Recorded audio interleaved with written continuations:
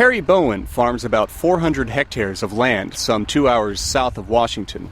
Like many farmers, he is skeptical that human pollution is causing changes in the climate. Yes, there is global warming. It's a scientific fact.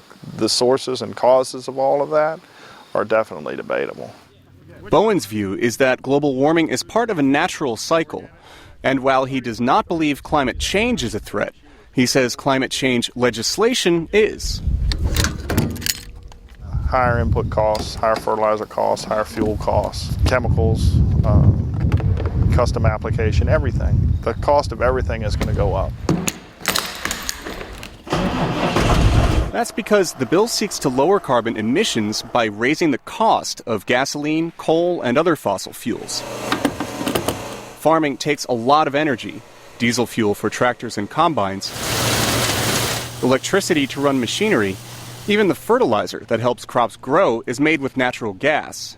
The nation's largest farmers organization, the American Farm Bureau Federation, is lobbying Congress against the bill.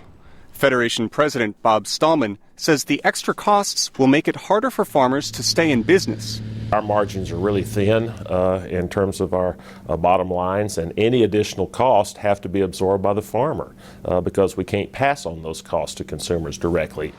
But some other farmers disagree, and so does the U.S. Department of Agriculture.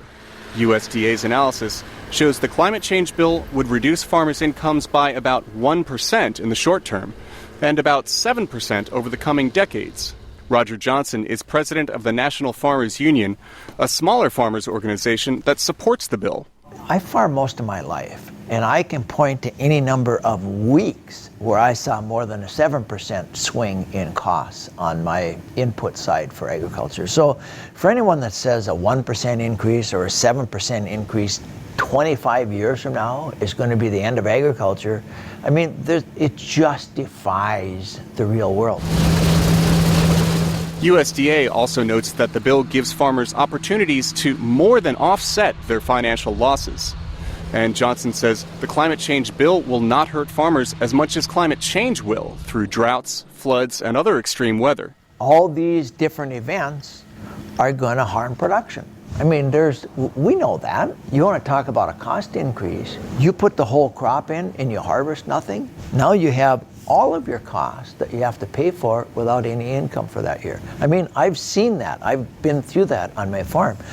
All the experts say that you will see that with much increased frequency over time. Johnson says that is the legacy farmers should be concerned about leaving for future generations as the U.S. Congress and negotiators in Copenhagen consider action on climate change.